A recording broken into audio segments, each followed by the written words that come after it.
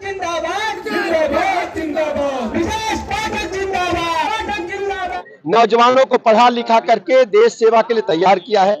लोगों का मानना है कि पारस राय जी सबसे अच्छे उम्मीदवार हैं और एक तरफा वो गाजीपुर में जीत रहे हैं। इनकी जीत लाखों के अंतर के साथ होगी। तो लगता ही नहीं कुछ किससे लड़ाई होगी। आज आपने देख ही लिया, हमको भी पहले लगता था, लेकिन आज जो जनता ने एक सामान्य व्यक्ति को जो आशीर्वाद दिया है गाजीपुर की जनता में, उसमें अब आप ही निर्णय करिए किससे लड़ाई है किससे नहीं।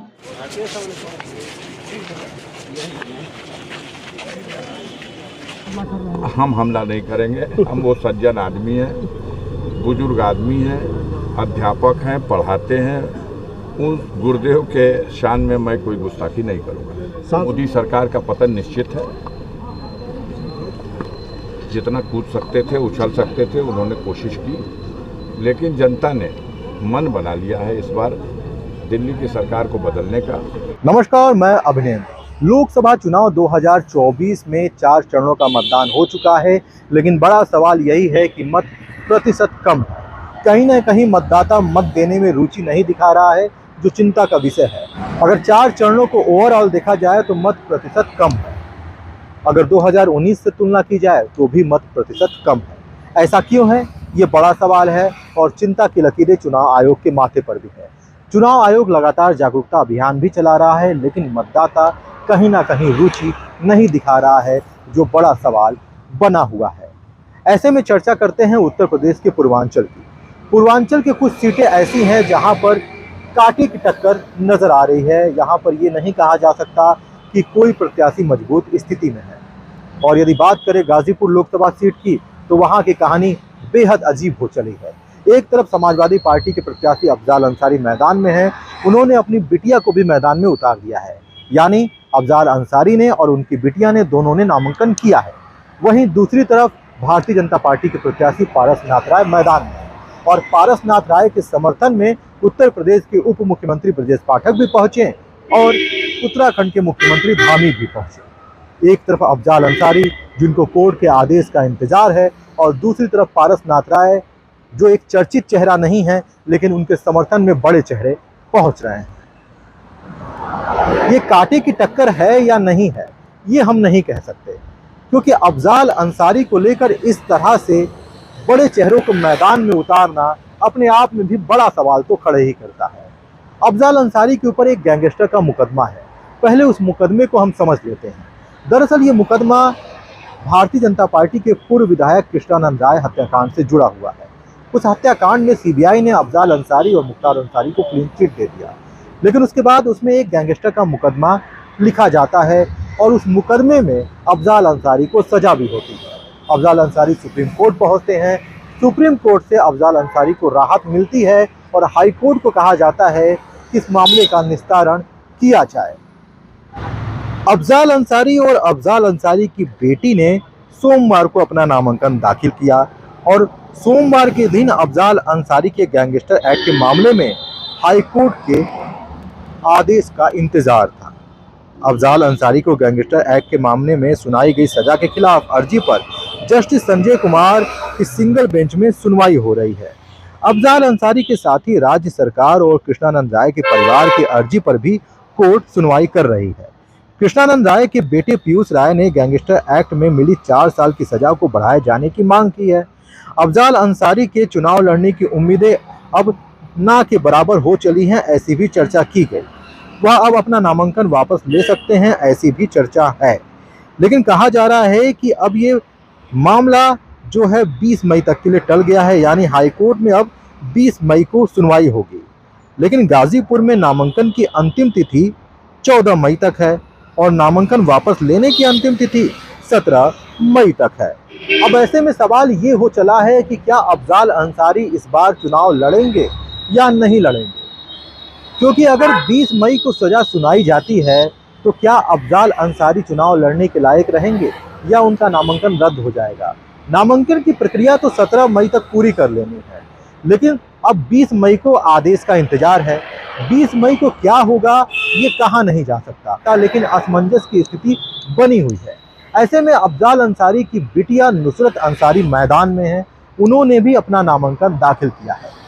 अब देखने वाली बात यह है कि क्या अफजाल अंसारी इस केस में अपना नामांकन वापस लेंगे। अब अफजाल अंसारी अपना नामांकन वापस लेंगे या नहीं लेंगे, ये बात का विषय है और ये बात की चर्चा है। कहते हैं कि राजनीति में संभावनाओं को सब समझते हैं, तमाम बड़े नेता हैं, वो समझते हैं कि आने वाले दिनों में क्या हो सकता है। भारतीय जनता पार्टी ने भी अफजाल अंसारी को लेकर तमाम तरह के कयास लगाए होंगे, तमाम तरह की संभावनाओं पर नज़र बनाए रखा होगा और ये भी नज़र बनाए रखा होगा कि कोर्ट का फैसला क्या होगा और उस कोर्ट के फैसले के अनुसार अफजाल अंसारी चुनाव लड़ पाएंगे या नहीं लड़ पाएंगे। जब मामला इतना क्लोज है और जब अफजाल अंसारी मैदान में शायद ना उतर पाए, ऐसी संभावना भी जताई जा रही है, तब भारतीय जनता पार्टी को बड़े चेहरों को मैदान में उतारने की जरूरत क्यों पड़ गई, ये अपने आप में बड़ा सवाल है। क्या अकेले अफजाल अंसारी या उनकी बिटिया इतने बड़े उम्मीदवार हो चले हैं या इतनी बड़ी स्थिति में, इतनी मजबूत स्थिति में हो चले हैं कि भारतीय जनता पार्टी को इतनी मेहनत करनी पड़ रही है। मैंने देखा है कि किस प्रकार से यहाँ पर माफियाओं का आतंक होता था, यहाँ पर अपराधियों का आतंक होता था, किस प्रकार से वसूली होती थी। आज सब लोग बेफोक होकर अपना जीवन जी रहे हैं। आज एक ग्लोबल हब यहाँ पर जो है, आज इन्वेस्टमेंट का भी आ रहा है, इन्वेस्टर बूम आया हुआ है, उद्योग धंधे बढ़ रहे हैं, सड़कों का विकास हो या आम आदमी के जीवन को आगे बढ़ाना हो, उसमें मोदी जी की सरकार ने और योगी जी की सरकार ने बहुत काम किया है। इसलिए डबल इंजन की सरकार की जो गति है उसको लोग रुकने नहीं देंगे, उसको तेज गति से आगे बढ़ाएंगे। उस गति में हमारा गाजीपुर भी तेजी से दौड़ेगा। गाजीपुर की राजनीतिक परिस्थितियां समझने लायक है। एक तरफ जहां मनोज सिन्हा को विकास पुरुष कहा गया, तो मनोज सिन्हा को टिकट नहीं मिला, वो अभी भी जम्मू कश्मीर के उपराज्यपाल हैं। वहीं गाजीपुर के बड़े ऐसे चेहरे हैं जो भारतीय जनता पार्टी को कुछ फायदा पहुंचा सकते थे, उनको भी टिकट नहीं मिला। एक ऐसे शख्स को टिकट दिया गया जो एक चर्चित चेहरा नहीं है। यहाँ पर भारतीय जनता पार्टी की तारीफ भी हुई कि भारतीय जनता पार्टी ने एक सामान्य कार्यकर्ता को टिकट दिया है, लेकिन सवाल केवल सामान्य कार्यकर्ता को लेकर नहीं है, सवाल राजनीति की है, सवाल इस राजनीति के मैदान में चुनाव लड़ने की है और सामना अफजाल अंसारी से है, जिनके बारे में कहा जाता है कि वो जब भी मैदान में भारतीय जनता पार्टी के खिलाफ में उतरे हैं, उन्होंने ज़्यादातर समय जीत हासिल की है। तो कहीं ना कहीं भारतीय जनता पार्टी बड़े चेहरे को लेकर मैदान में इसलिए भी आ रही है कि सामने अफजाल अंसारी हैं। लेकिन अब ये सोचिए कि यदि अफजाल अंसारी मैदान में नहीं रहते हैं तब तो क्या उनकी बिटिया नुसरत अंसारी अफजाल अंसारी के किरदार को निभा पाएंगी। अब वहाँ के जो स्थानीय लोग हैं उनका कहना है कि ये मैटर नहीं करता कि अफजाल अंसारी मैदान में हैं या नहीं है, मैटर ये करता है कि अफजाल अंसारी का कोई भी प्रतिनिधि, कोई भी उत्तराधिकारी यदि मैदान में है तो वो भारी है और वो कांटे की टक्कर देगा या ये चुनाव एक तरफा भी करवा सकता है। अब चुनाव एक तरफा होगा कि नहीं होगा, कांटे की टक्कर होगी कि नहीं होगी, ये तो 4 जून को ही पता चलेगा।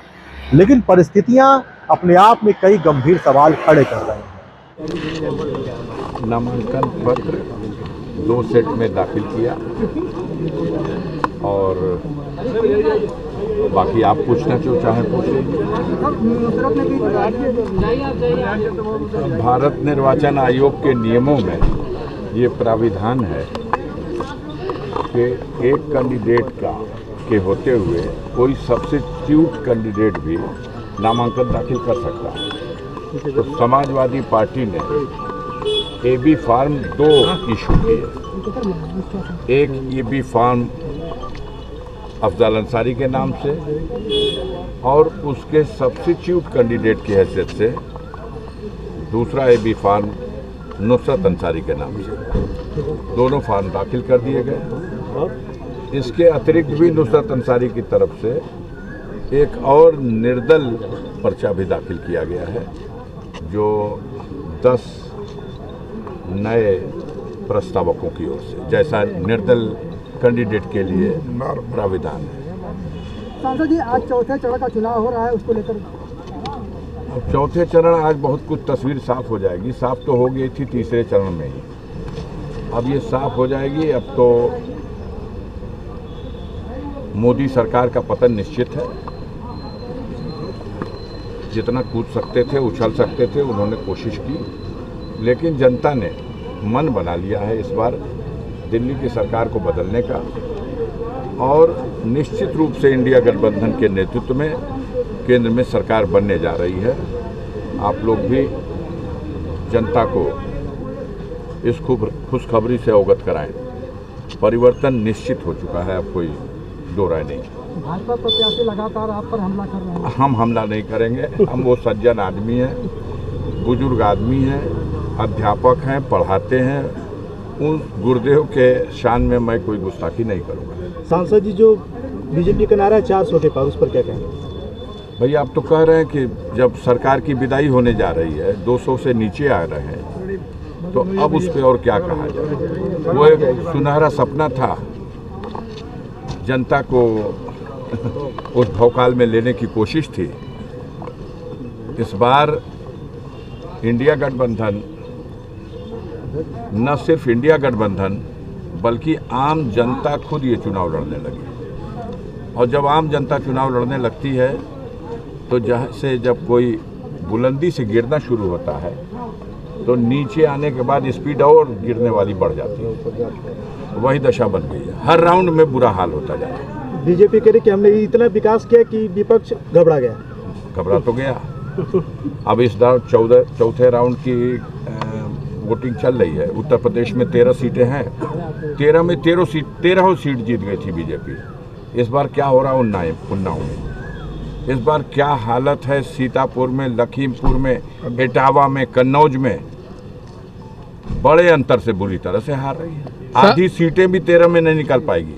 सांसद जी 10 सालों में पहली बार मोदी जी ने अडानी अंबानी का नाम लिया और कहा टेम्पू भर भर के पैसा कांग्रेस को बांटा जाए। बाप रे बाप, यह तो आप लोग देखिए और देश की जनता को बताइए कि आज तक 10 साल में तो ये देखा गया कि मोदी सरकार की कृपा से अडानी जी और अंबानी जी फलते फूलते रहे, भले आम जनता की बगिया सूख गई, सूखा पड़ गया, लेकिन इनकी बगिया में हरियाली बनी रही।